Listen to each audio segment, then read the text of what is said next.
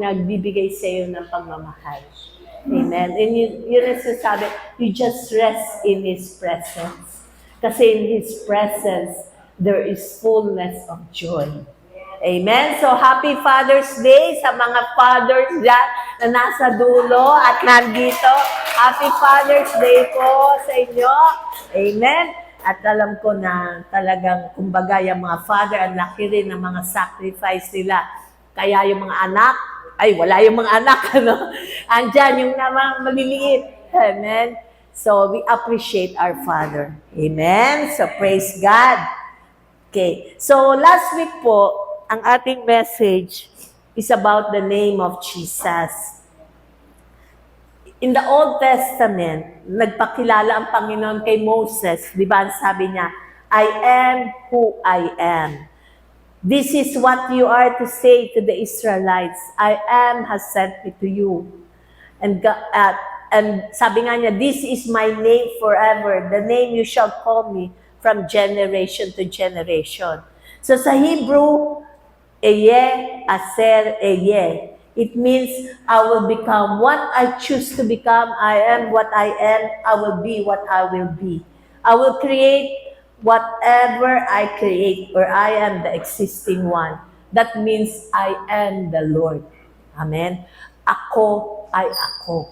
Kung ano ang pangangailangan mo, ano man ang sitwasyon mo, ako ang Diyos na mangangalaga sa iyo. Amen. I am your fulfillment. I am lahat ng iyong mga kailangan. At nung dumating ang Panginoong Hesukristo, sinabi rin niya ito nung tinatanong ng mga tao kung sino siya. At ito ang sabi niya. In John, sabi niya, Jesus answered, before Abraham was born, I am. Inulit niya, ako. Amen?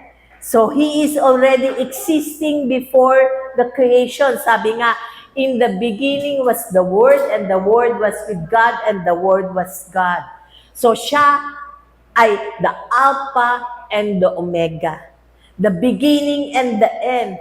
He is the first word and the last word. So, kumbaga, sa buhay natin, siya ang simula at siya ang magtatapos. Kung ano ang pinangako niya, gagawin niya. Amen? And and this gives us confidence na whatever is written in the Word will come to pass. Whatever promises na binigay ng Panginoon sa atin, ito ay mangyayari. Katulad nga po there are so many prophetic scriptures na nagsasabi about the Messiah and the sufferings na kanyang pagdadaanan and the victory. At ito lahat ay nakasulat sa salita ng Diyos.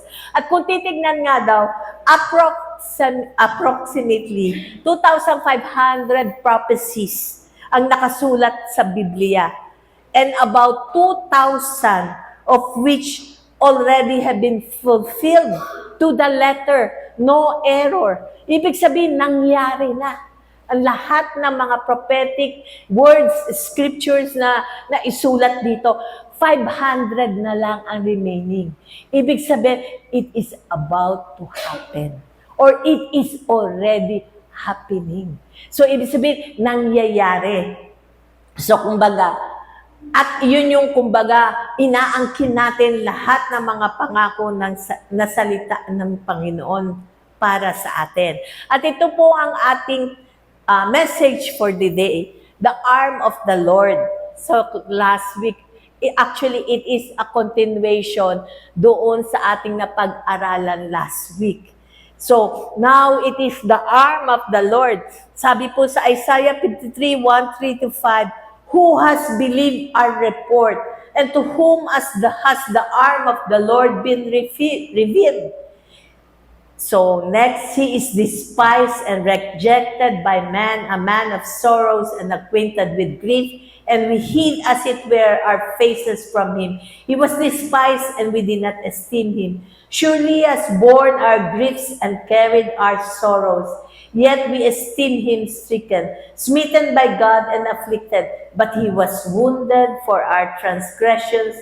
He was bruised for our iniquities. The chastisement for our peace was upon Him, and by His stripes we are healed. So ano pong sinasabi dito? To whom was the arm of the Lord revealed? Kanino pinapaalam ang arm ng Panginoon? To those who believe at nananampalataya. At makikita natin sa the whole chapter kung sino ang kanyang tinutugon. Okay? The meaning of the arm represents, kung mapapansin natin dito, two words, the arm and the, sabi dito, revealed. Di ba? Kung titignan mo ang anong ibig sabihin ng arm, it represents, sa biblical meaning is, arm denotes influence, power, means support or conquest. It speaks about His power and His comfort. Sabi nga, behold, the Lord God comes with might and His arm rules for Him. When the Bible talks about God's right arm, it refers to His powerful ruling arm, His justice, His holiness, and His strength. And who is the arm of the Lord? Jesus. Kung makikita mo yung buong chapter, which is written, yung kaninang binasa natin, it speaks about Jesus. Kung ano yung ginawa niya. He was beaten for us, His death, His grief, lahat ito, kinuha niya yung ating infirmities. The whole verse shows about Jesus. And everything, every word was fulfilled. Okay? So Jesus is the arm of the Lord who controls, fixes, and brings to pass. So sa Hebrew, pag tinignan natin sa Strong Concordance, sa 2220 siya, ibig sabihin force, help, mighty, power, shoulder, strength.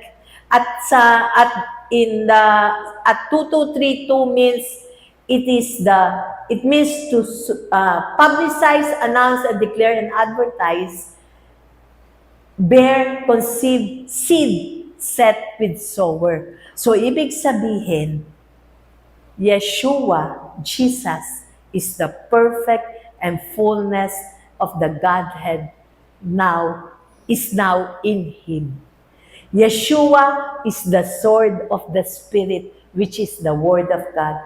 And He is also the seed of the woman who bruised the head of the serpent.